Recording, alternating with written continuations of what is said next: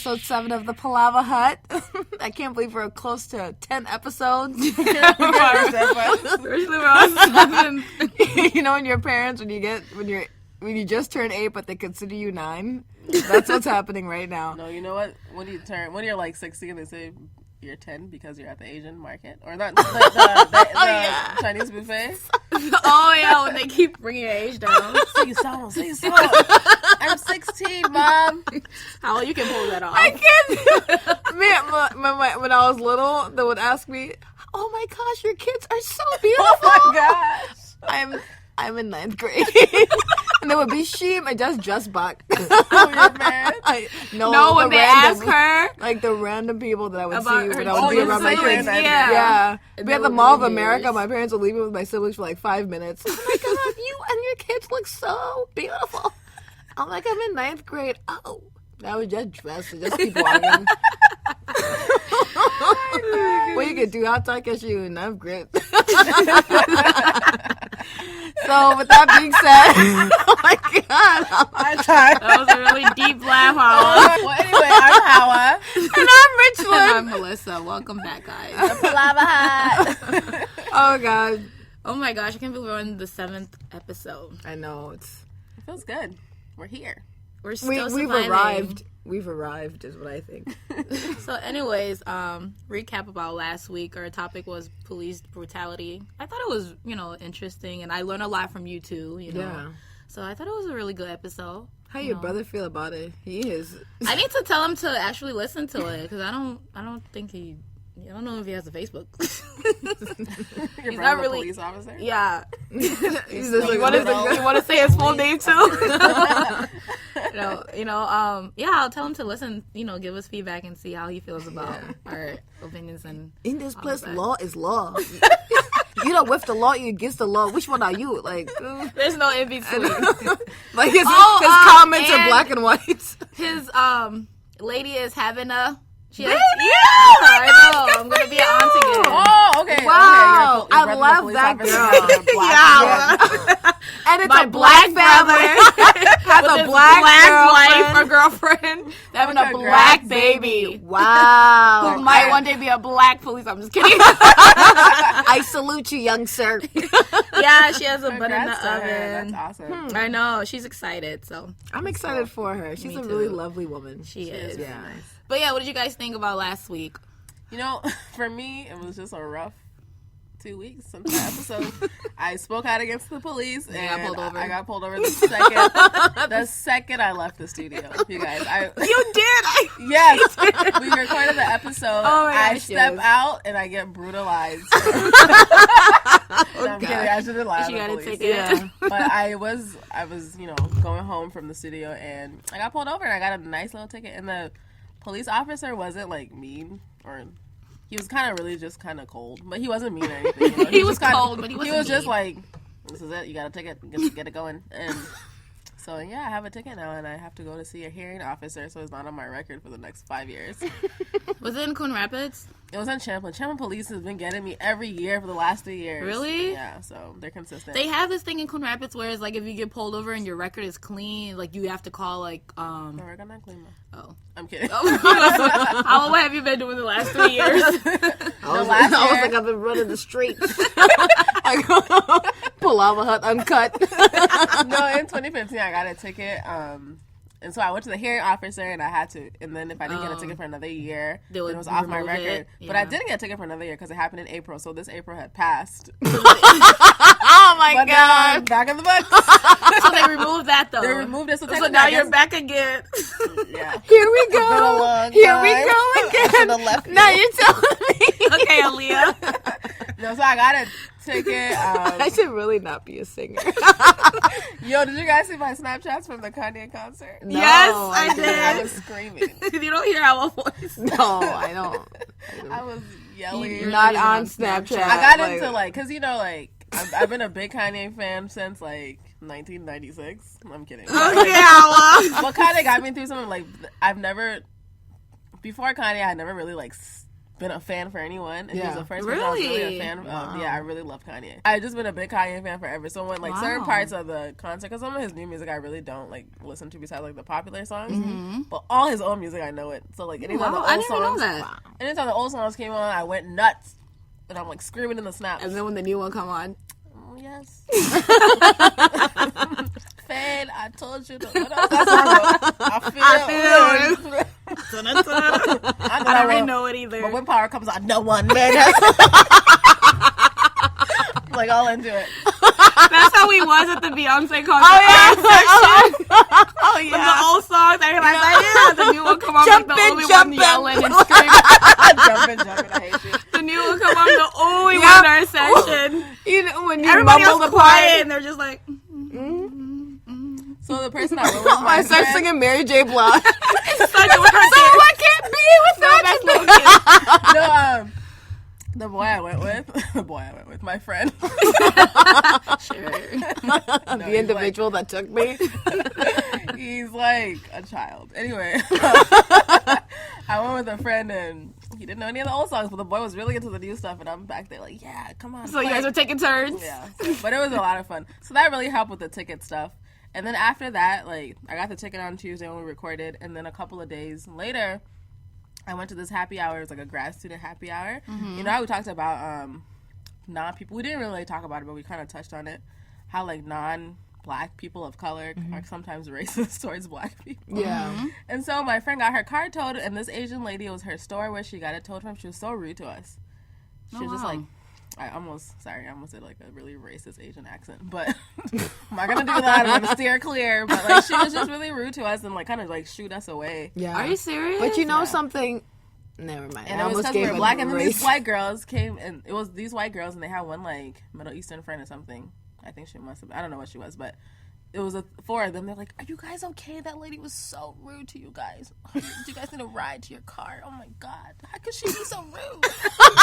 I was like an imitation queen today. I'm just, but this is not right. I'm like, Mom, that America. Like I'm speaking like weird English. The girls in the city fully. They're like, yes. What will you do? I started singing like weird song. They want more, yeah. They want more, yeah. They gay, yeah. Oh yeah, we gotta move on. We have to move on. That was a great. My takeaway. It's been a crazy 2 weeks. 30 hours later. Yeah, finally. Crazy 2 weeks. Your turn. Yeah. What did you think about last week's episode? Well, I just started paying attention to little things. I started being more aware. I think the last episode was really great because, you know, you kind of couldn't go through your day-to-day life, not even, I mean, I don't want to say not really thinking about it, but just kind of thinking about it as if it's normal. Accepting it, you know, the things that happen to you, the small interactions, all that stuff, right? So I think for me, the last episode I really took away from it was just to be aware. I think it's even more aware that we're aware of our rights. Open your third fucking eye. Stretch it open. Stay woke. That's a new hashtag. You know, and also too, like one thing that, remember we were talking about the conversations about when your kids are little, you know, really preparing them for interactions with the police. Yeah. You know, there were those memes going around all the time when, you know, when a police shooting would go viral. Yeah. And it would always be like that little boy, the little black boy, with his parents in the couch in the living room. Yeah, and they're trying to talk to him. And when, you know, even if a police officer pulls you over, put your hands up, you know, all that stuff. And it's just things that I think we really have to make our kids aware of. What do you think that picture is just like, he looks like he's like 4 or 5. And I'm just like, he's gotta start him young. Like, look at, but look at Tamir Rice. That boy was 12. You know what I mean? So like, if you say, oh, when my kid starts to drive, then I have the conversation with them. Right. Because that was the route that I was going. You know, to say, okay, when they, you know, at that age. But then you better start telling Chrissy now. Okay. Listen, and your son, who's like 6 months, you better tell him before you start talking to him. Reading books on police brutality, authored by your brother. Or just play like, you guys know that, gosh, I can't remember his name, but he's like this. Anyway, forget it. Never mind. We stay clear, right? But yeah, really just being aware and letting your kids know about anything, whether you have kids or whether you have young, people in your life, really setting them up now for success, because you definitely don't want them to be on a TV show or, God forbid, a Law and Order episode. Okay. Oh my gosh. Okay, all right. You guys haven't seen Law and Order, huh? Yeah, Law and Order stays woke. And they've been woke. Like, what was it? What Was it Ice Cube? Ice Cube. Well, which one? It was only because the kid's black. I'm like, I just can't stand Ice Cube's voice. Ice Cube's voice on Law and You mean Order. Ice-T? Oh Yeah. Ice Cube. I watch Law and Order. Ice Cube. I watch Law and Ice Order Cube. like it's a bad habit, dude. But yeah, that ginger tea, we should watch out for. And that ginger tea acting is just horrendous. But yes, Let's move on from even this recap. Scandal. Anyway, Okay. I'm just gonna. Anyway, I mean, just to be lighthearted, Yeah. just everyone stay woke, know your rights, and definitely let the kids know in your life, whether you're your own kids, your nieces, your nephews, cousins, brothers, or sisters, to also be aware too. Yeah. That's why, cause that's really what I took away from this episode. So for me, I'm not, I'm gonna keep the peace like I usually do. The gay, yeah. The Jew, yeah. Love that All song. right. Anyway, so now for our icebreaker. Dun, dun, dun, bum, bum, bum, bum. We're all singing 3 different tunes. Anyway, this is why I don't eat sugar. Is that what it is? Yeah. Oh. Also, I don't like the taste. I don't like happiness. Anyway, the icebreaker. Yeah. Okay. I ate a lot. Like, I've eaten so many gummy worms and cookies. Yeah, you're Is there really any more? hyper. No, Gummy I think worms? there's I like don't one even more know. left. I don't even like gummy worms. Oh, there's a couple. This one's actually really sweet compared to the. other ones. So what our icebreaker this week is, what is the most ridiculous rumor you've ever heard about yourself? Melissa, you go first. Let's just say, I'm a bitch, I'm a lover, I'm a child, I'm a mother, I'm a sinner, I'm a saint. I will not be ashamed. This is what I You should not buy snacks in the studio. I know. Snacks are forbidden. I think when we were in high school, it was that I used to I was a party girl, or I was I used to go clubbing and stuff like that. And I was like, I never went to a club in high school. I don't even remember going to any house parties in high I remember school. you went to a house party. I think it was a barbecue turned into a nighttime party. no, a So barbecue it was just a something. regular Liberian gathering? Yeah, pretty much. But that was a rumor I heard about myself in high school, that I was a party girl. That's the most ridiculous one you've heard. Well, okay, okay. that I'm a bitch. I don't think I'm a bitch. I'm really sweet. I'm really nice. Maybe I just have a face that screams I'm a bitch, but I'm really a nice person. I feel like. I think that's the most ridiculous rumor I've heard about myself. I thought I started that rumor. So what about you, Richlin? What has been the most ridiculous rumor you heard about yourself? Somebody told my mom that I was sleeping around. So that for me was the most ridiculous. And that was after high school. So it wasn't. It was after high school. It was Where no one knew you. 18, 19 or something, around that age. That's so untrue. Well, or is it? For me, the most ridiculous rumor I heard. Well, I met someone at a party, and they're like, "Oh, A party? it was like a barbecue, somebody's I Yeah, I've never even been. want to to a go party. to parties, guys. But it was like a graduation thing, and it was somebody from high school, and they were like, "Hey, good to see you," or whatever. I said, "Yeah, good to see you too." And then they're like, "I'm like, oh, I heard you had a baby." That's why I told the person, "Oh, I had it since but you might." I'm like, Stop. I swear. Stop.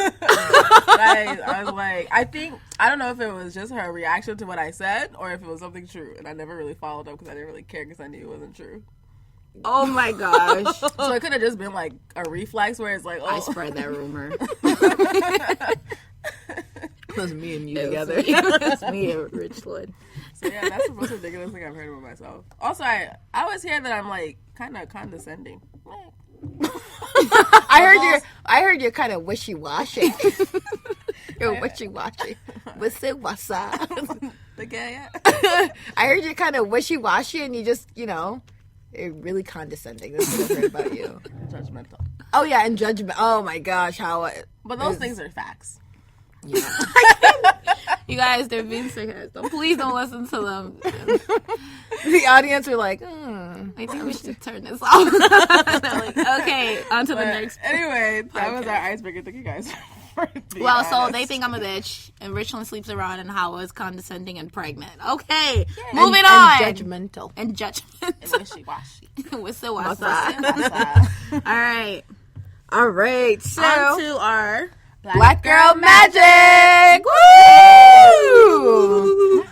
All right. So, just wanted to introduce an amazing artist. Her name is Snotty. She's an R&B singer and songwriter. She's actually Liberian. Actually had the opportunity to meet her when we went to this art show. She sang live, and her voice is just amazing. I couldn't even believe it. I'm like, this girl's Liberian. Gotta support her. So, like we talked about in the last episodes about supporting our Liberian artists, especially those who actually have real talent. So shade, hot take, shade. And Snotty is definitely one of those artists. In 2014, she won Female Artist of the Year at the Liberian Music Awards. Hey. Okay, snap. She's Jackie. And she's just a very talented young woman. She's also great at pursuing her dreams.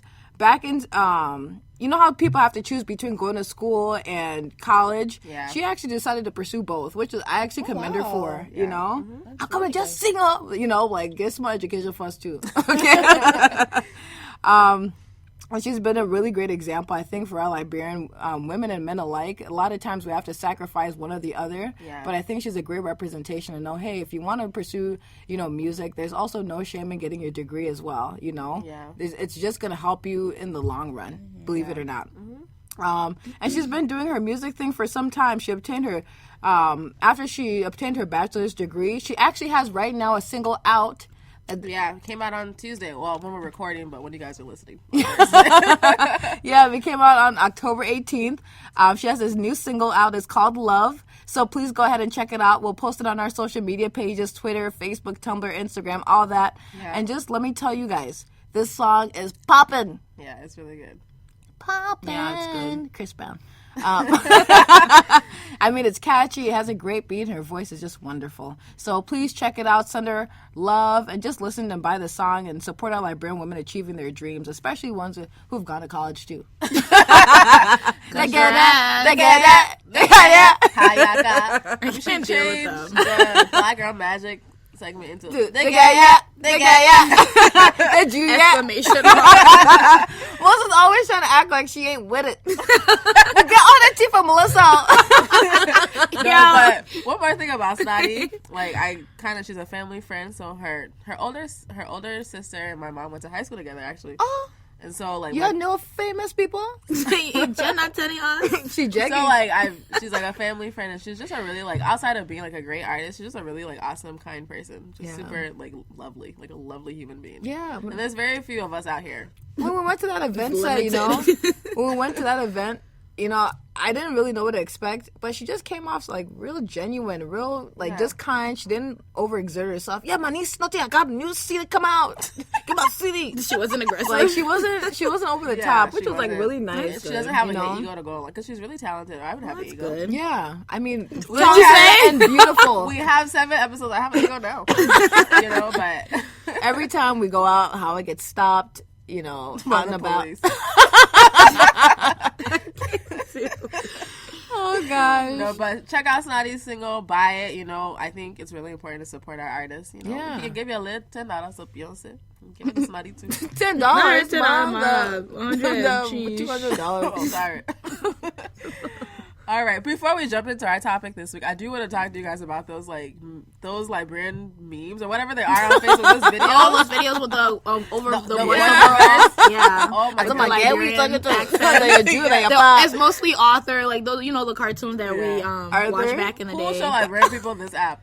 I have no The idea. same people that show them need to like eradicate themselves. The same one I showed her that Road to America. But it's hilarious, you guys. Keep it up.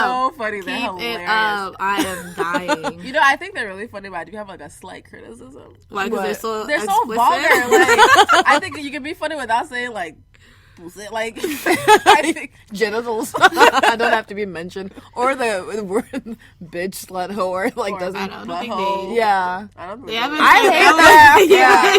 We're I just don't think adding they say those, but I get where you're going with Yeah. the It's all, like I think vulgarness, they're really like- funny, but if like they weren't so vulgar, I would Yeah, share But I them. think would that's like what also one. makes it too, because it's like I would like one of like Family Guy with like, you know, Stewie in a classroom and all the kids are doing homework and I would like in the background, one time, one, what's up? Why don't you do that? What's up, Fofo? What's You up, do that one. Papa? why don't you do that one, and I'll post it. Have you seen this other one? They're reading about Eso so Giogo, I don't know. Yeah, that was funny.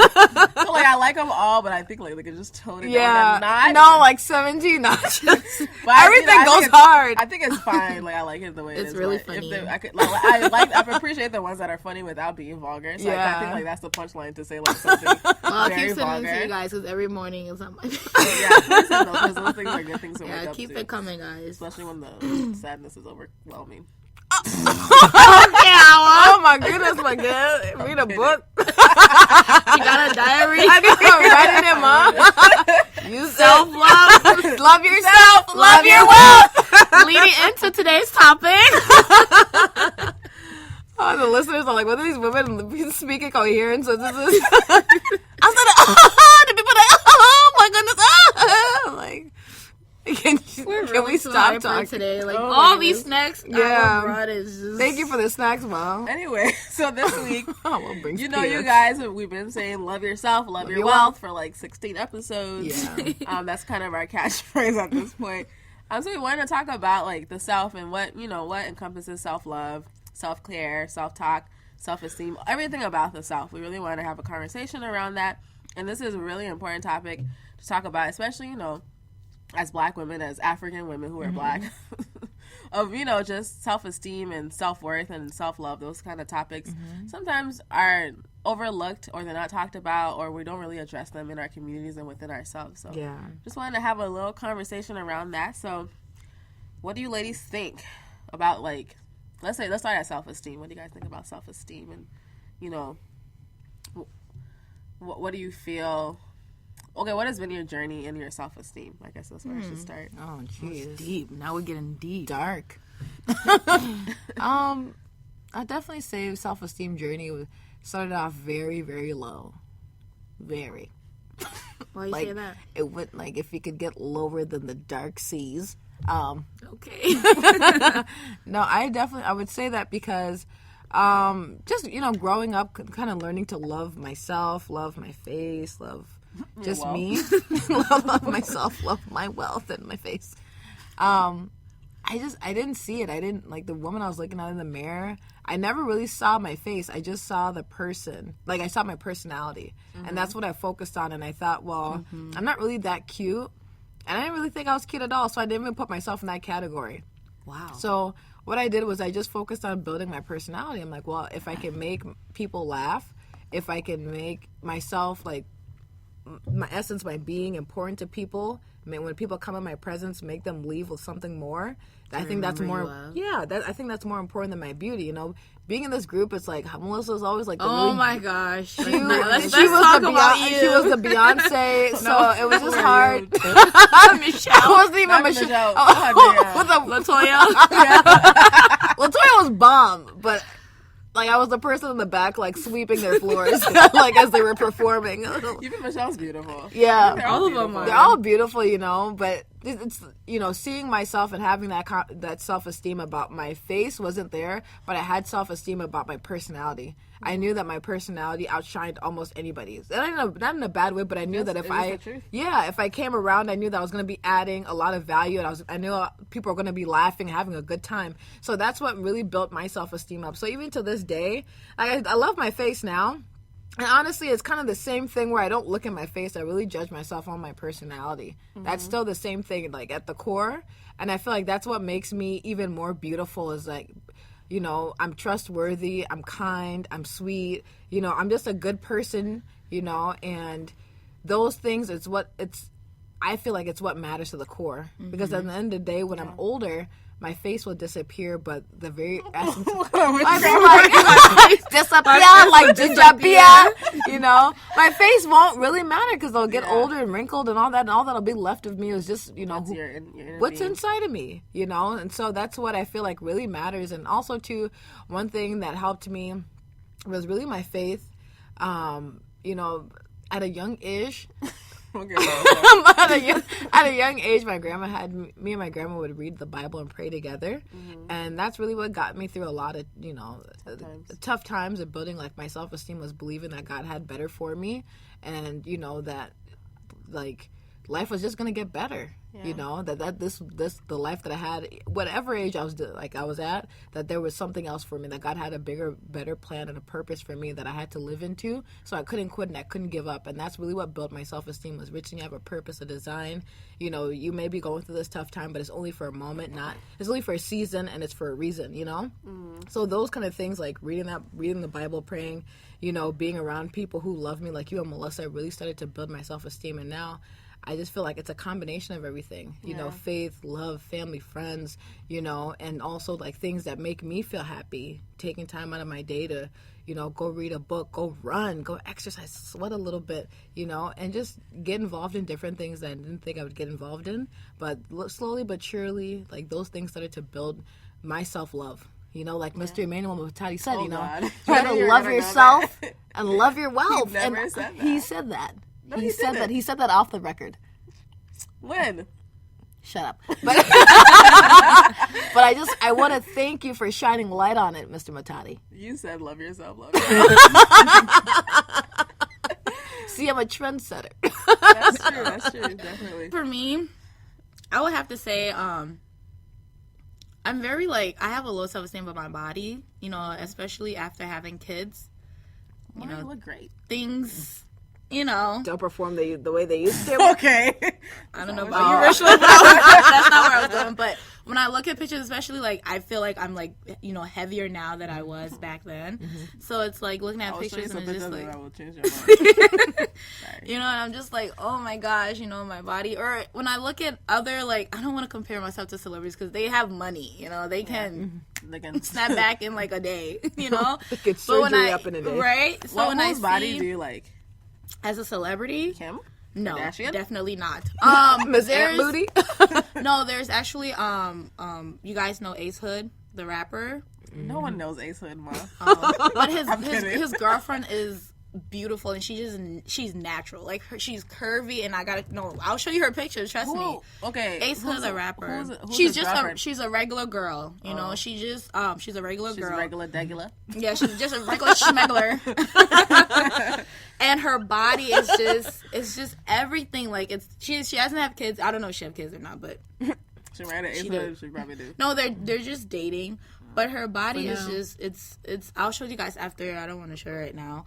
But, because I have to go through everything. But, anyways, going back to my body image, it took me a while for me to accept, like, this is me now, you know? So it's like, because it's like having kids, not just one, but two, it takes a toll on your body, you know? Yeah. Not only just, your image, but you know how you think about yourself, you know, your mental stability, your physical stability, like everything, it plays on you. And after having two, I was just like, wow, I'm not the same that I used to be. And you know, for a while I told myself, oh, you'll go back, you know, I was just trying to play it off, like, you know, it's not your body now, but you'll go back to what you used to be. And after a while, I realized, like, I'm never going to go back to what I used to be. My body's never... What are you talking about? Yeah, because I feel like you can lose, if it's weight, you can lose it. I'm talking about, like, not just weight. You can lose weight. Doesn't mean your body will go back to what it used to be before you had kids. Well, what I'm trying to Taylor. say. Who? Tiana Taylor.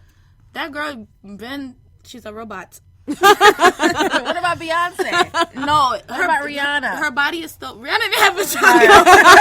What about Drake? I just said those are celebrities that have money. But Tiana Taylor says she never worked out because she's always been in the studio just dancing it off and all of that. So they don't have schedules like me. And like I said, I used to compare myself to other people, and they're celebrities, so they have somebody to motivate them to push That's them. part of their like job this and because that. their image is part of their career. And for me, it's like I'm just a regular schmegular girl, regular girl. and it's like I don't have time to okay, I gotta prep myself for a meal or I gotta do this, which I know I can, but it's just like time consuming. Exactly, and it's like I have to make time for that. But now that I know this and I see how my body is, I just feel like, okay, this is who I am now. Although I can alter it as working out and being just being fit or eating right, is to me it's still like I can't go back to what I used to be, and I have to accept that first before I can move on to say, okay, I have to make that change into working out and getting my body to where I want it to be now. That's true. Preach.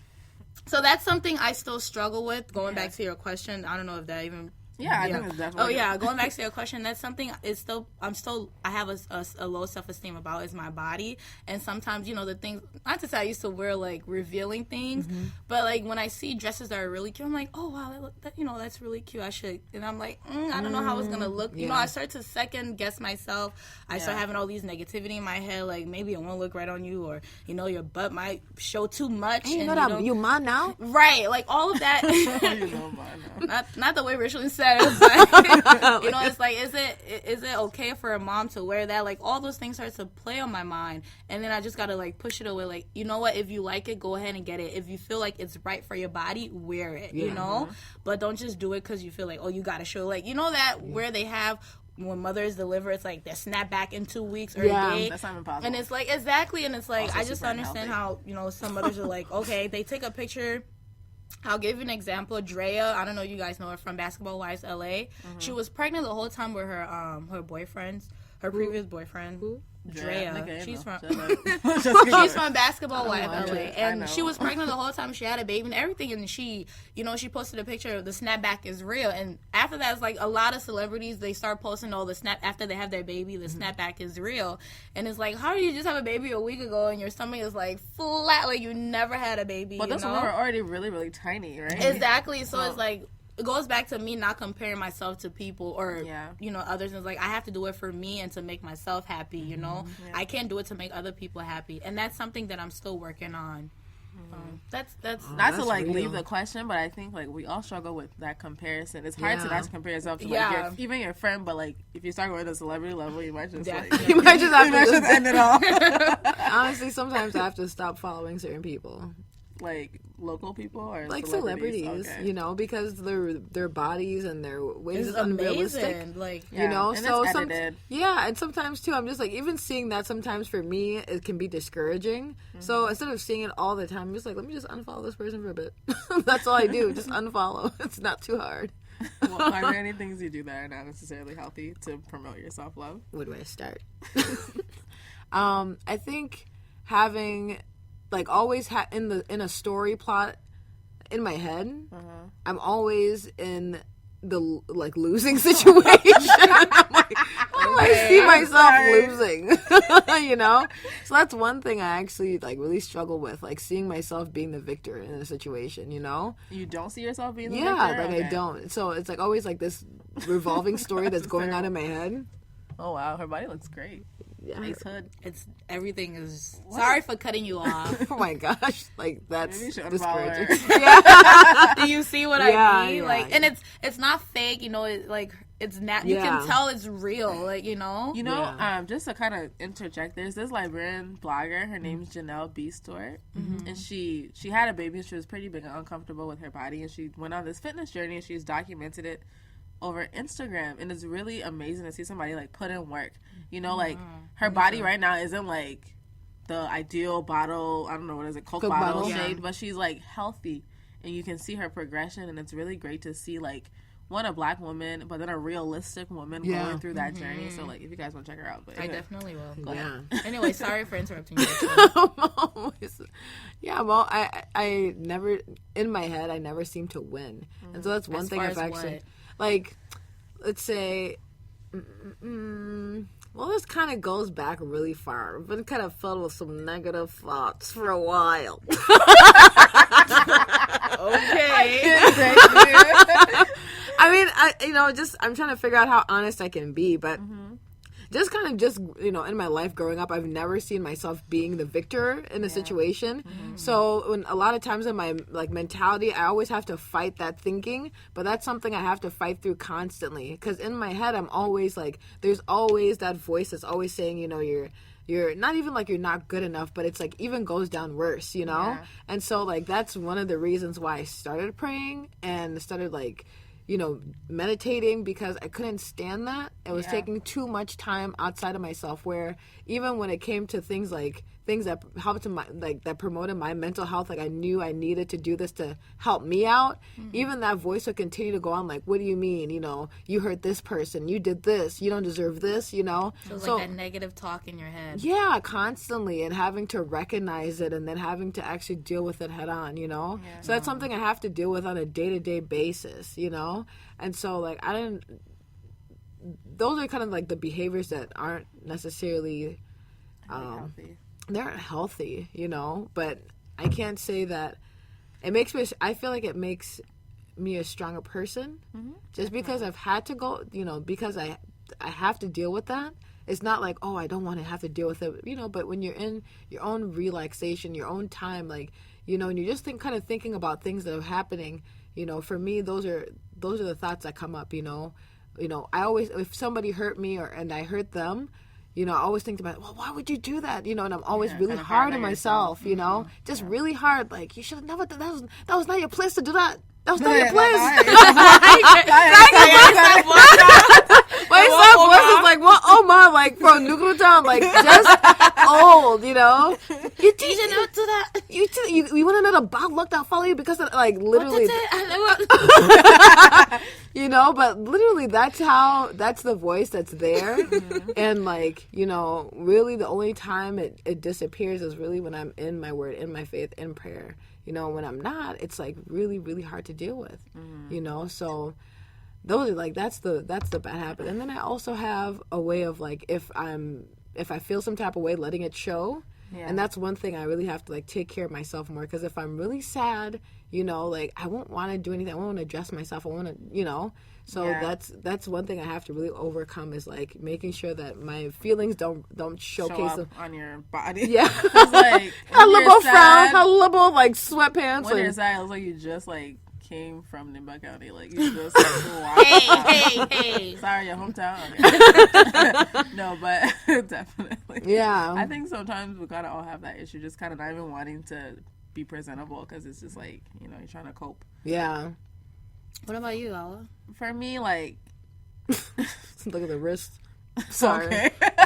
Ask that again. For me, it's really like, the one thing I do that's really like, I've actually just not recently, but like over this past summer, that I really recognize that I do when I am feeling down, or I'm not feeling like my best, or feeling worried about myself, is I eat a lot. I don't stop eating. Opposite. I don't eat. Same here. You don't stop eating? No, I don't eat. Yeah, I don't eat. I will, like, I want to say I binge eat, because it's not that. I've seen binge eating. That is not what I do. To it, huh? I saw this thing, and the woman's like, I'm binge eating. This table was filled with food. She ate all of it. I was like, okay. Oh my gosh. Like, for me, it would just be like, I really enjoy 2 bowls of Chipotle instead of 1. Yeah. I really enjoy, like, for me, eating healthy isn't hard. Like, I just like to eat. And I'm not, like, a super picky eater. Right. Or whatever. I don't like sweet things, but that's it. I'm not a picky eater, but I don't like sweet things. No, I don't like sweet things. That's not being picky. That's, like I like things that are sweet, but not artificially sweet. Mm-hmm. Like, I don't crave cookies and those things. Sounds picky to me. Anyway, but... So, like, eating healthy is not something that is hard for me. But when I'm really sad, like, I don't eat healthy. Like, when I'm not feeling my best, or not really, really giving myself love, I'm like constantly eating and nonstop. And, like, at all hours. I'll be at Chipotle at 11 a.m., at 1 p.m., at 5 p.m., at 7 p.m., at 8 p.m., at midnight. They're not open at midnight. At midnight. I get a bowl to go. But, like, so I noticed that pattern in me, and I think it was really good. I'm really glad I noticed it. It's not like I've really had a lot of change since I noticed it, but I'm glad I can recognize it. So when I do see myself going to Chipotle at 1 a.m., I can, you know, realize that maybe something's wrong and I need to address it and I need to really face it head on, because, like, overeating when like that's why I'm super like overweight now. No, you're not overweight. You're so dramatic. I'm overweight. No, like, you know, I'm not. Like, you know, I want to just shut up. Like, I'm not. I'm not. No, you're not. I shouldn't be dramatic, but like, She's a beast. I'm not overweight, but like. How are the tip not edible though? I'm not overweight or anything, but I am like, I'm not at a weight that I'm comfortable at. Yeah. Right. And so, and I'm not contributing to that because I'm like, if I'm feeling down, then I'm like eating 6 bowls of Chipotle. That's not going to contribute to me, you know, losing weight and being active and that kind of stuff. Because when I eat a Chipotle bowl, I can't move afterwards. I don't think anyone can move. You know, so it's like, that's what I noticed that I do that's not necessarily healthy, you know. And, you know, back to like, you know, not to go back to self-talk, but, you know, when we really, like, I really reflected on that conversation we had about self-talk, because I'm like, I really don't think I talk to myself, you know, like, I'm trying to recognize it, and I don't really talk to myself in any way that's negative or positive. It's just like, you need to do this, you need to do this, you need to do that. And so, but I did notice that I get that from my parents. I get a lot of positive affirmations. So, like, you know, like the love languages. Mm-hmm. So you guys should check out love languages. But the one that blog man who wrote it. No, it's like this. It's like this quiz. Love bottom just take to see where it's a quiz to see like how you communicate your love. Like, you know, what's the best way for love to be communicated with you? And for me, it was words of affirmation. Quality time. Because my parents are like super quality affirming. Time. My parents are super affirming, so I wasn't surprised that mine was words of affirmation. And so, what I realized with the whole self-talk conversation, and Richlin and I had another conversation about like replacing. Just leave me out. The conversation we had was, it was like, we're just talking about like replacing things. Like if someone leaves your life, just to replace what they were putting in your life, you know, if it's something positive, to replace that for yourself, and then that's just, you don't necessarily need them, you know. And so like, that's what I need to put in my life, like positive self-talk, and really be intentional about it, because I know I don't have it. I don't have negative talk, but I don't have any talk. And so I'm like, if my love language is words of affirmation, I need to give myself words of affirmation. So. Yeah. I definitely agree with you. I actually started doing the self-talk last week. What? I was driving or dropping. You're a good mom. No, I was dropping my kid to school, and you know, I just had a bunch of stuff on my list that I had to, you know, get done. Yeah. And it was like this negative talk, just, oh, you won't get it done, you won't have time, you need sleep, you need 1 hour, you need, you know, it's like, just postpone it, or just turn it in late, or just do this and that. And then I like turn up the music loud in my car, you know, I pump myself up. I pump myself up, and then I load the music, and I started talk. I literally talk. It was actually talked out loud to myself. I was like, "You can do this. You will do it. Oh, wow. You will turn it in on time. You need sleep, but first you got to get this and this done, because it is important for you to turn it in now, so that you're able to move forward. You will get this done by this week. You will, you know, like I just had all these on my list that I was just awesome. That negative talk was really bringing me down. Yeah. Like, man, I'm really not gonna be able to, you know, pass or make the deadline. I won't be able to turn this in, so I'll just turn it in tomorrow, or, you know, I won't be able to make this and this and that. So for that, you know, for me to turn that music up loud, just to pump myself up, turn it down low, and then talk to myself in the car by myself. Somebody probably thought I was crazy. Yelling, you gotta do it. I always think about self-talk as being this internal dialogue, but maybe I need to say it out loud. That's how... Personally, that's how I learn. Anyways, like, you know, when I'm studying, I talk out loud, like I do stuff like that. Yeah. So even writing a paper, as I'm writing it, I have to read it as I'm typing, so it makes sense to me. So talking to myself and just putting that positivity inside myself, it felt good, because I was like, okay, so what am I going to do now? Instead of me going all the way back home to sleep, let me go, you know, mail this, and let me go do this, and let me go pick this up, let me go buy this, and check all those off my list. God. So then when I get home, at least I can be able to sleep. So I can be able to sleep and not wake up and be like, damn, maybe I should have done this today, you know? With regrets the next morning. So last week was the first time I actually did, because I've been having self-talk, but it was negative self-talk. I didn't tell you guys this, but it's been a while. We never guessed. Years. Like, no, honestly, for no, years. I'm saying the same thing. Like, we're on the same page. Negative self-talk, like, you won't be able to do this, or you already have 2 kids. Why try to finish school? You know, like, all this negative talk was coming in my head, and I'm just like, you know, why even try? You know, just stay with this job and just, see where it goes. So all those negative, I've been having that in my head play a lot. Like, oh, I don't want to give too much out to Give it to them. The fans are thirsty. I don't want to give, to express a lot, but it was just a lot of negative things that was going on. I was just like really down, like, I'm not gonna be able to do this and that. So to have that, my first self-talk out loud to myself, it felt good to be like, oh, okay, so I did get this done today. So maybe I need, reminding more, because the devil is busy. Yeah. Like, he knows how to play with. Yeah. He's lacing up his good Right? You stupid Like, swine. And that's the end of today. Like, that's what the devil says to me. I'm kidding. Cut it. Don't cut it. You want to leave it. Remember your grandma used to cuss when we're using the word swine? Like, Yeah. Or goat. Yeah, you goat. Like, and the way they would say it, like, they were just Stupid. You stupid. I'm like, oh my god, my mom calls me stupid. White people are like, what? Yeah, is that it?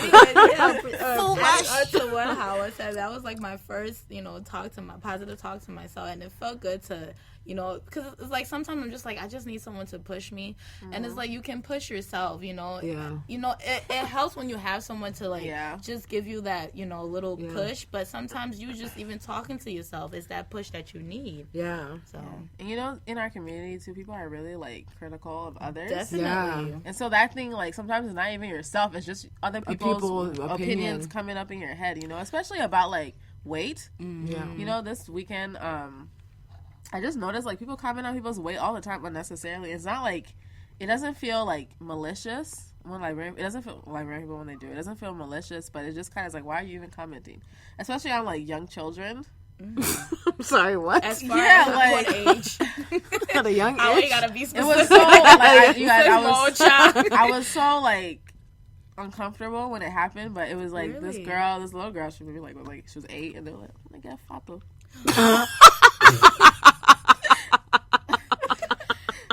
This is a Look serious at her matter. tuba. I'm like, oh. And I'm like, I was really uncomfortable. I didn't say anything. I kind of feel bad now looking back at it, because I'm like, I can't, the girl was just playing, but I'm sure she heard it. And it's like, that's when you start to internalize those things, like. Especially at a young age. At a young age, too, so like, there was stop laughing. there's like research there's research that says like parents shouldn't comment on their kids' weight, either way, whether they're skinny or they're fat, whatever. Don't talk about your kids' weight, I'm guilty of that. So it's like, so it's like to hear it, and then it's like, I just know, like, because I know it's happened to me too, like even as an adult, and I'm like, why are you telling me this? You're not getting Fato. Look at her jaw. Like, it's just like, oh my you can't live in god. my household because my mom tells me all the time. Oh, you say you was in what? My grandma came from out of state. My grandma came from out of state. She said, "Mercy, the way she said where you are right now, they're with you. Fine, don't get any more of it." I was like, okay, it's time for me to slow down. So it's like, I don't know, it just kind of makes me uncomfortable, and like, it's not like I feel super self-conscious of my weight, but I don't really want it to be commented on. It's just like, my mom commented on your weight. Sorry. Yeah, I know she did. And then she did like this week too. She was like, because she was asking how you guys doing. I was like, oh, they're okay. We're meeting Tuesday. She goes, yeah, I was looking really nice. Was she hopping? I'm like the depression that's making me eat I'm like, constantly. right? And I'm like, mom, I went on to, discuss it, and she's like, oh. Yeah, man. But anyway, she still look good. But the thing is, in Liberia, when you fat, it's like a compliment. Yeah, right. Because they're like, you're happy. Or you enjoy it. You got money to buy food. You know, you do right now. What's up? I'm smoking my borrow. My borrow? That's not my You eat it tomorrow. Yeah, eat today or eat tomorrow. If you eat today, you eat tomorrow. Drink, walk up a water, or you smoke my borrow. And then the rest of the verses, what does he say? When you hustle, he said, when I hear my album on the internet, when you hustle, you can hustle till your brief get wet. As you can see. But yeah, shout out to nigga Blow. That yeah, he that has nigga all can the blow.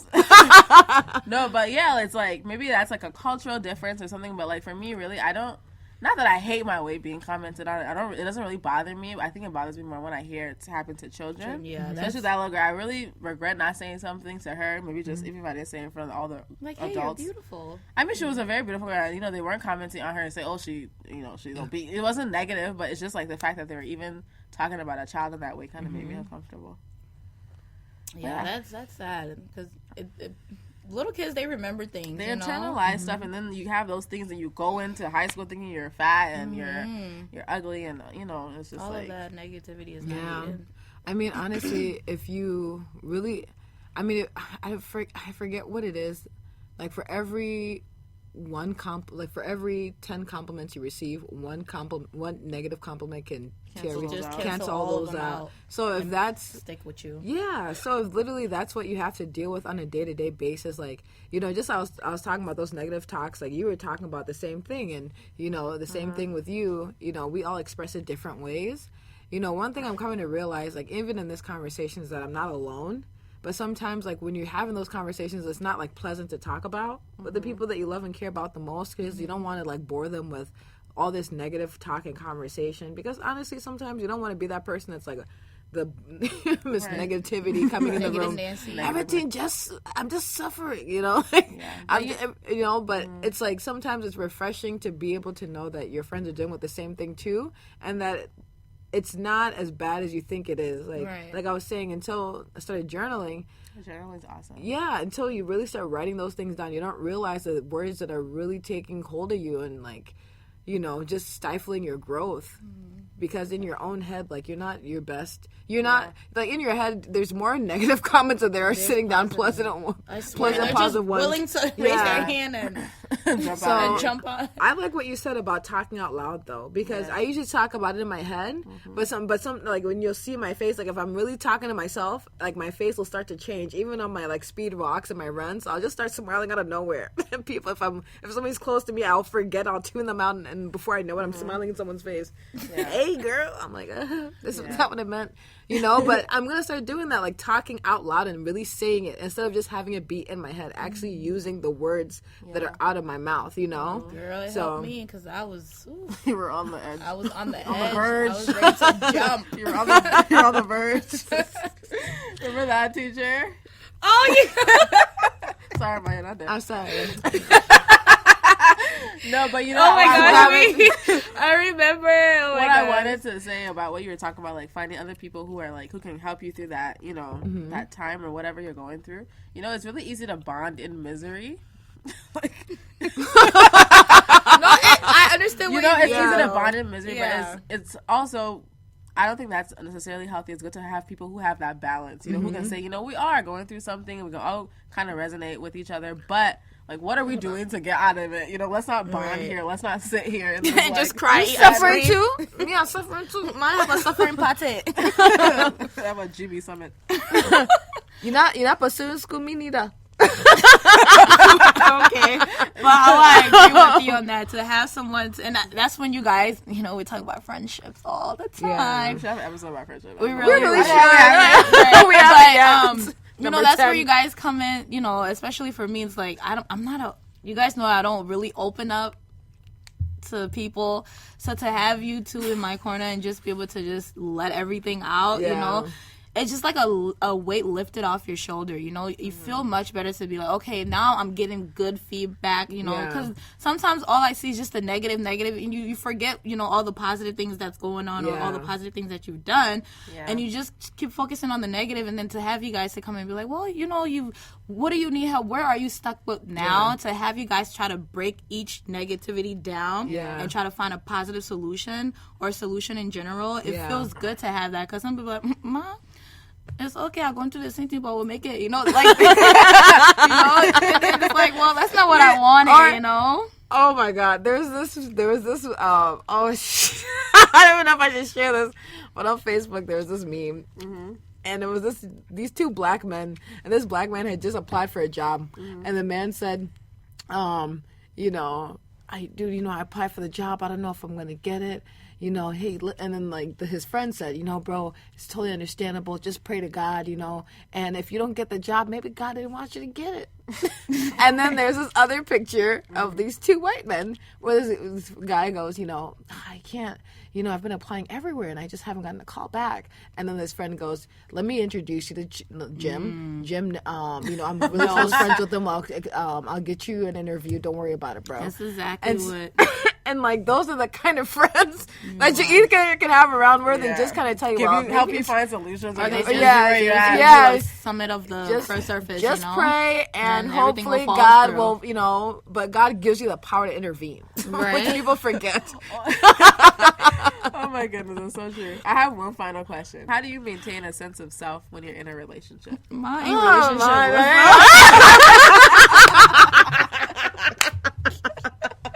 can talk about past experiences. What was the question again? I'm sorry. How do you maintain a sense of self when you're in a relationship? Because sometimes, you know, that gets morphed. You get morphed into one.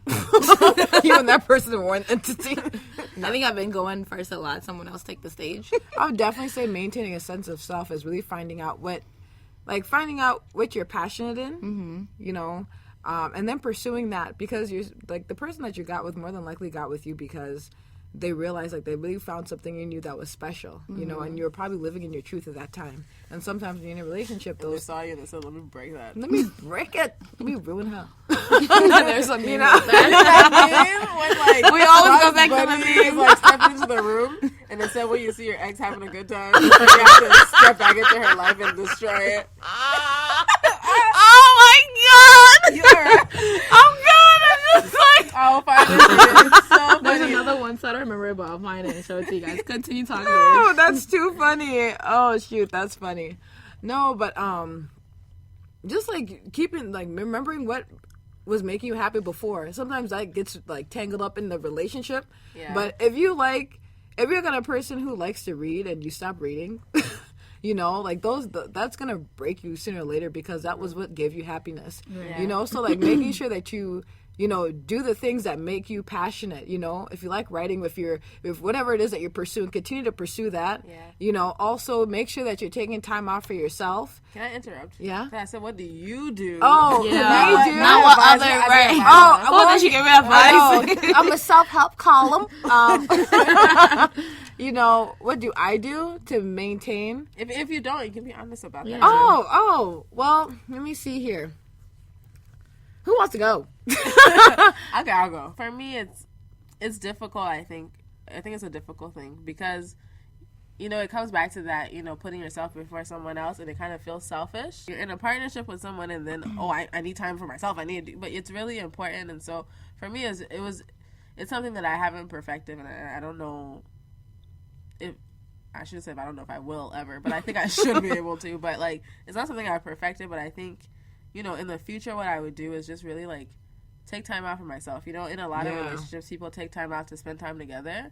So, like, I'm in a relationship with myself. You know, like, you know, people say be by yourself or whatever, but, like, Iyanla, Save My Life, you know that show? Yeah. She says, like, don't be by yourself, be with yourself. Yeah. And, you know, that's a different thing, because when you're by yourself, you're saying, I'm lacking something, you know, I'm lonely.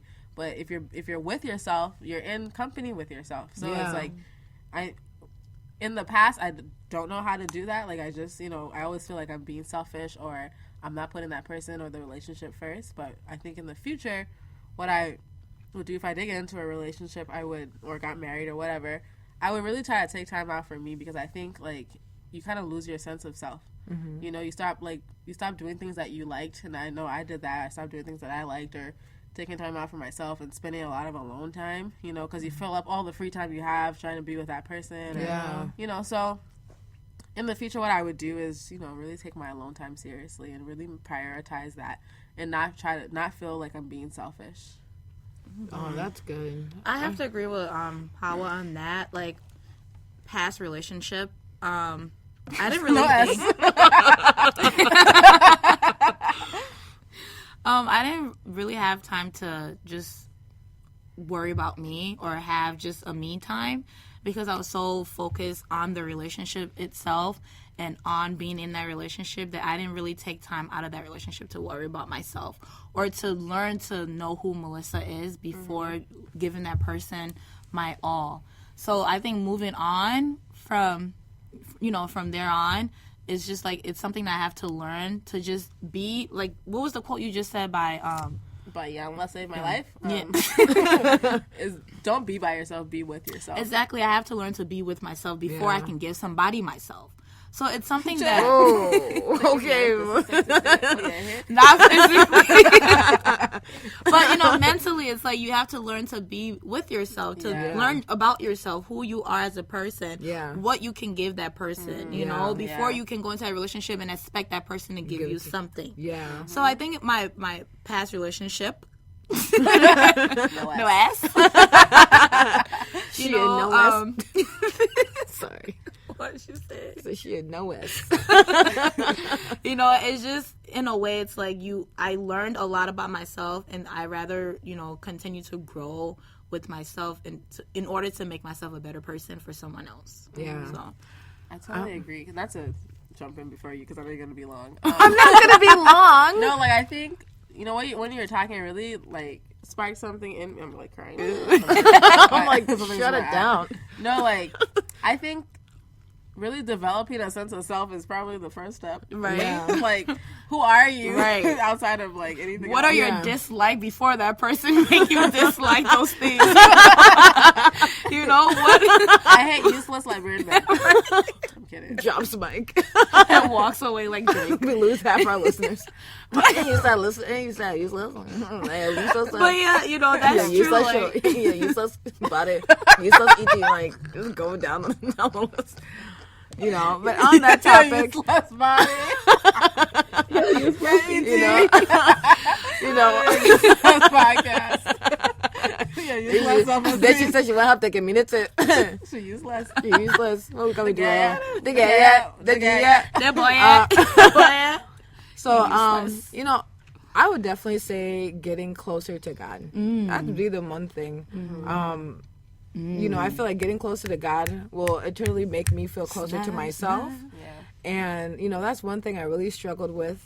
And I think that really hurt me was when other people hurt me, I didn't have that strong sense of, like, God to say, you know what, even if this person does what they do, that's not going to affect me because my relationship isn't, like, I love and respect them, but I love and respect my God even more, And because of that love that I get from him, whatever that person does to me, it can hurt me, but it won't make or break me, And one thing is I really want to take that time, I would really take that time out for myself, and then just, like, being okay with being alone. Not like, oh, I can't be alone. It's like just really be with yourself. Yeah. Yes, honey. Yeah. Where in your own space, in your own mind, and just being able to be alone and be free. Can the church say amen? Can you pass around the offering basket multiple times? She hands me $1 and a quarter. It's work. But that's really where I would say for me would make the real big difference, because I really realize, like, the men I'm with, I really want them to be God-fearing. The men you're going to be with. Yeah, the men I'm going to be with, yeah. Yeah, you said the men you're with. Yeah, well, I exist. Well, exactly. Oh my gosh, when your friend is, like, hitting below the belt. But just having that man be God-fearing and having us be able to bond on that, and just being able to bring, like, our own form of success. I think that's, for me, is one thing. I really want to be successful it's successful in my own way, whether I'm able to pursue different things, they're able to look to me to different avenues, and vice versa, and really have a strong friendship. Because that's one thing I think, like, I really lacked before. And just moving into a relationship, I want to make sure that person's my friend. Right. Yeah. Like, if you're my friend, I feel like it's more. It's no matter what, the romantics will go away, but the fact that me and you are friends above anything else will constantly stay, and I feel like that's what makes. If you're friends, if you start off as friends, and I feel like that will definitely define the relationship. I agree with you on the. Women really sacrifice a lot in relationships, and men don't usually. I'm not saying men don't make sacrifices. Majority of men, but like not like this. I think the sacrifice is different. There's men who definitely sacrifice more than women. It's a case by case. But I'm just saying in general, like, women will. They always are accommodating, and so for some reason they get into relationships and then they really sacrifice a lot because they want to make this work so bad and they want to please this person. So you know, like you gotta really, learn to please yourself first. Yeah, like we just said, being alone and then like developing a strong sense of self. So then you know, like if you're making a sacrifice, it's not because you want something to work, it's because it's what you really want. Exactly. And it's aligned with your like goals in your life. So. Yeah, that is so true. I think almost being a woman, learning to be a woman and developing yourself comes with realizing what those, setting those boundaries. Because sometimes you don't even realize there's boundaries. I think that's what takes you from a teen to a woman. You know, like when you take on too much stuff and you realize, I can't do all this stuff. And then you start realizing, well, if I can take this on, I'll be successful in this. I know I can take this on. This can fit in my plate. This is too much. Let me take that off. I'll do this later. And being able to navigate that as a woman, I think is really important because then you know what works for you and what doesn't work for you. Same thing in a relationship or being with someone. Yeah. Not even like in a relationship with a man, but relationships with like relationships with friends, relationship with family members. So it's like you ever been around families that just take and don't replenish back? Yeah. And then you have to take a long time away from them versus if you just kind of know what you can and can't offer, then you can consistently be in communication relationship with that person. You just know what your boundary is, where they can't step. It's not them knowing where they can't step, it's you knowing where you can't let them step. It's like knowing when your cup is too full. Yeah, being able to recognize that. Yeah, that's true. I agree with you on that, Rich. That's a good note to end on, I think. Yeah. Well, that was our hot topic, self-love. So, as we always say, love yourself, love your wealth. So let's jump into listener letters. Ooh. Before we get started, please send us letters. You can send us letters at the Palava Hut podcast at gmail.com. Or if you want it to be anonymous, go to the palavahut.tumblr.com. Or maybe it's the Palava Hut podcast.tumblr.com. Either one. Just search the Palava Hut on Tumblr. Will pop up. So you can send us questions through our Tumblr page anonymously. Or you can even ask us on Facebook, on Twitter, on Instagram. And, we just really want to get questions and, be in conversation with our listeners. So this week, the question we have is, how do you ladies feel about Black women criticizing Black-owned businesses? I don't know why specifically Black women. Well, I have a, explanation, or not explanation, but a Story? A story. There's this makeup company, it's called Juvia's Place. Or Juvia's Palace. One of those is the name. And she sells eyeshadows, and a bunch of other things. And I watch a lot of reviews on YouTubers using her products. Yeah. And apparently she only got back to popular YouTubers, and some of the products, they were wrecked, or they were in the good condition, and the way she responded to her customers when they complained to her was very disrespectful. She'll reply back, but then she never follow up with whatever she said, or sending them a new product. So that's one. There's a lot too that I've heard of different Black owned companies, or makeup companies I should say, and they're not really getting a good rap for their makeup. And I don't know if it's because they're getting popular, because when they're small, it's like they care more, they want their customers to love them and buy their products or promote their products. But then I feel like once they start getting big and people start knowing their names, it's like they don't really care about the small customers anymore. It's more of the bigger YouTubers who are mentioning their product names, or selling their products. So I think that was just really strange, that especially Juvia's Palace or Place, whatever they call it, because I've been following her for a while, and I love her brushes. I actually ordered some of her brushes, and I think it was a month ago, one of the YouTubers ordered some stuff from her, and they were just in bad condition. They were terrible, and she said she wrote the owner back, and she really never got back to her. And when she did, it was one of her, I don't know, assistants or whoever got back to her, and they were just very rude. If you don't like it, then we'll refund you your money. It was just like, that's just weird to me. It's like when you start small, I feel like you should just continue being generous to people, and just because that's your brand you're carrying with you. You don't want bad reviews. So for someone to start off small and then get so big and just forget where she's coming from, I thought that was very rude of her.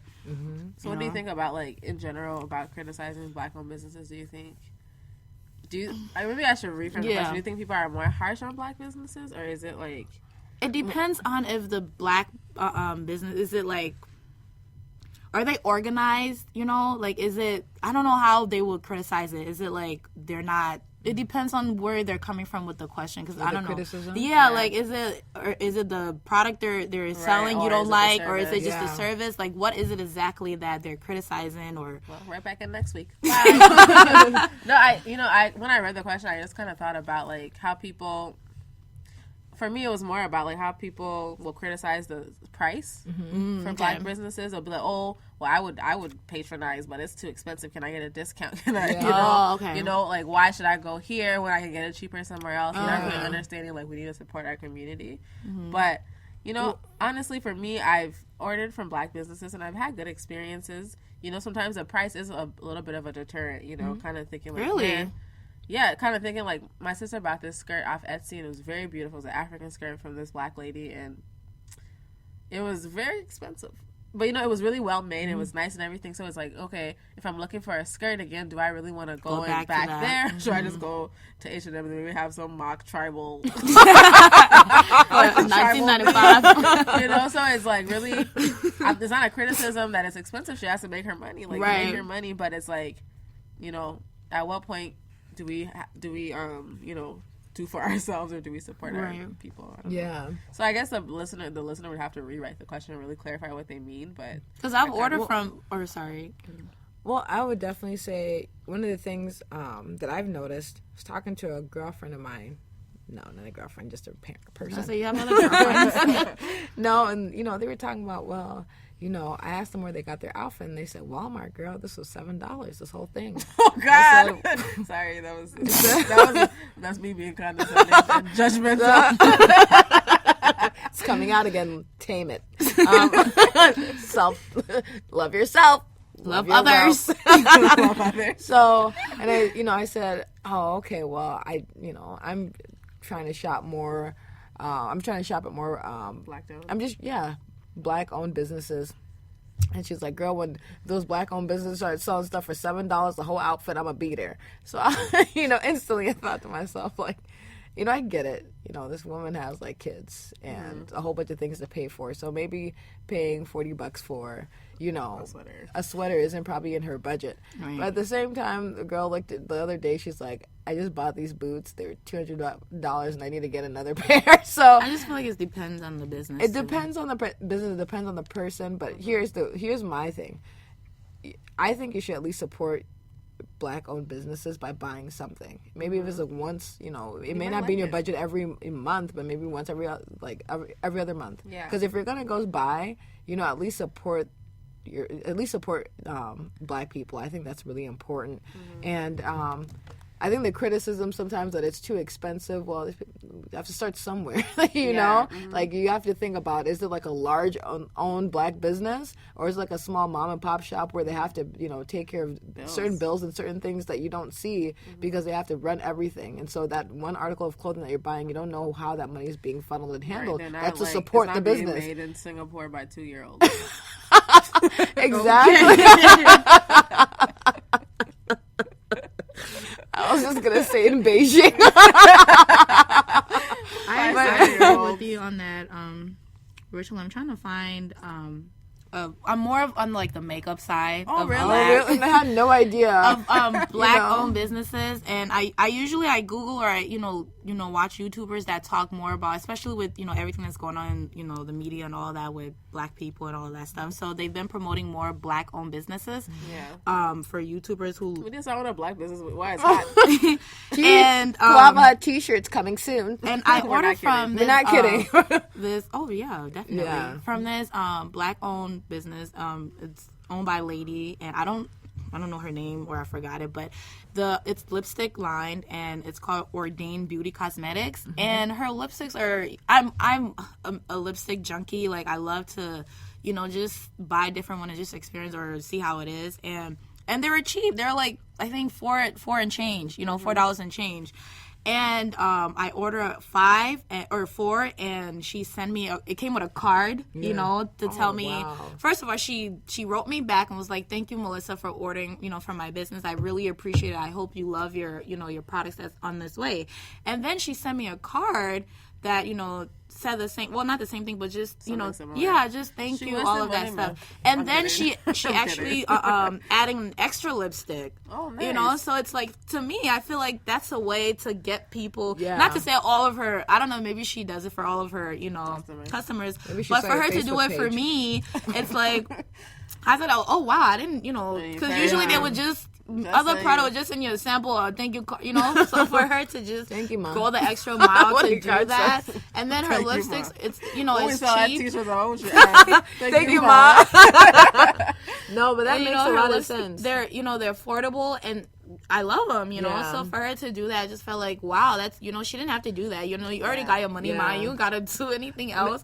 So for her to go that extra mile to give me an extra one, it was just like, wow, that's really nice of her to do. You know, it makes me want to tell people about her and be like, oh, maybe you should try this out. Or for, you know, Christmas, and be like, I'm just gonna order everybody lipsticks. You know, so it was really nice for her to do that. And maybe that's a stereotype too that we're operating by. And I don't know if it's that black-owned businesses are more expensive, and so, you know, when we think about black-owned business, we think too expensive, and that's the red light that goes off in our head. Or not quality, or whatever. Right, because it's too cheap. So maybe we should definitely kind of come from it from a different perspective. You know what? Maybe I'll find some things in my budget, and even if I find one thing that I like, let me just go ahead and try this out with this company, just because it's supporting a black-owned business, you know? And when you think about, I think also too, talking about why it's important to support a black-owned business is also really, I think that's something that should be discussed too. The importance and the relevance. You know, too, the thing that sometimes for me the barrier that I face is convenience. So it's like Target's right up the street, and, you know, but it's so it's like that convenience factor, you know. And I think it's something that will be a challenge, but it's just something to overcome. Maybe I just need to order a little bit ahead of time so it comes when I need it. You know, so it's just simple fixes like that. But I think it's really important to support our businesses and just give them a try, like Richlin said. And sometimes we gotta remember too that they're just starting up. So you know, it's like even though we're so used to Target, like you said, or other businesses that ship like right away, it's like give them time, you know, because this is your first time ordering from them. But you also gotta remember, okay, they're just starting their business, so maybe everything is not going the way it's supposed to at the moment. So let's just be patient, which we don't have patience for it. So, you know, sometimes just put it, right? So just putting ourselves in their shoes to be like, okay, they got to do this. Sometimes they might be packaging it themselves. So it's like we have to like think, you know, we have to put all that in perspective of, okay, we have to give them time. They're doing everything themselves. Maybe it's only 2 people working. Maybe it's only one person working. Maybe they're in their house. But that's when she's being judgmental. Well, why don't you just get more workers? Why don't you just make more money? So, you know, we got to put it, but it's like, really, it's hard. It's hard for us to put all that in, you know. I think I like that, Melissa. You don't even know if the people are packaging. I know. I didn't even think about that at all. I need to package quicker. Anyway, well, I think that was. If you're listening, you wrote that question. Please clarify. Maybe we'll try to answer it again. I don't know if we answer it the right way. But what about these useless black people? There another one goes, and another one. All right, so this week for our call to action, I have a surprise. I'm kidding. Self-love. So in line with our topic this week about self-love and the self, there's this thing I saw on Tumblr, right? It was called gratitude jars. And basically, gratitude jars are like you write something you're grateful for at the end of each day. You put it in this jar over a year, and then you go back at the end of the year and look at all your things you're grateful for. Do you write the date, or you just write? The one I saw, you wrote the date, and then you wrote. Oh, okay. So then you would just go back through the year and look at it. So I was like thinking about our topic today, and I was like, oh, let me switch it up a little bit, and then I can challenge all of us to do it over the next 2 weeks, right? Okay. So what I decided we should do. We're not doing that, Melissa. I was like, I'm so down. Instead of a gratitude jar, you can do that too if you like, but we can do a positive affirmations jar. Okay. So basically, get a jar, get a box, get an old bowl from in your closet, in your cupboard that has a butter stains. No, bowl. What you need to go get is your old what is it called? Your old drinking glass. Sorry. You know those like big glasses, Jug? full of wine. No, sure. Anyways, well, I was like, okay, a butter bowl. Anything with a top, basically, right, or a lid. And I just want you for the next 2 weeks. So between this episode,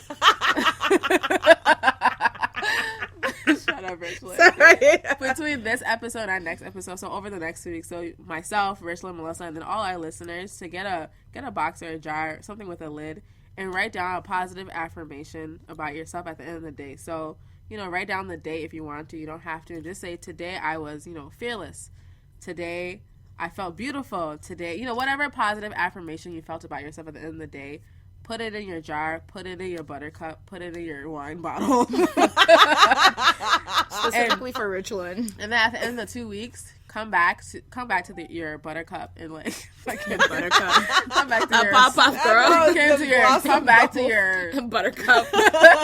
come back to your stained Tupperware.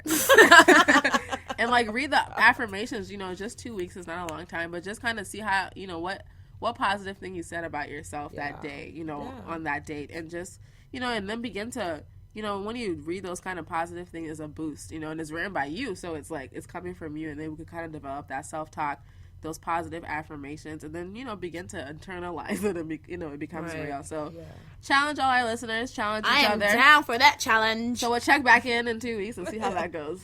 We write down, today I was negative. Positive only. Today I was abusive. All right, guys. Yeah, and that's that our episode. That wraps up episode 7 of the Palava Yes, Hut. we'll see you guys next time. Not Yeah. next week. In 2 weeks. And look out for us on social media. We're going to be posting and, interacting with you people. And we're going to have a survey coming out. So we're trying to look for feedback about how we can improve the show or any suggestions. So please participate and share with other people who listen. And we'll have it on social media coming up pretty soon. So look out for us. And remember, love yourself. And love your wealth.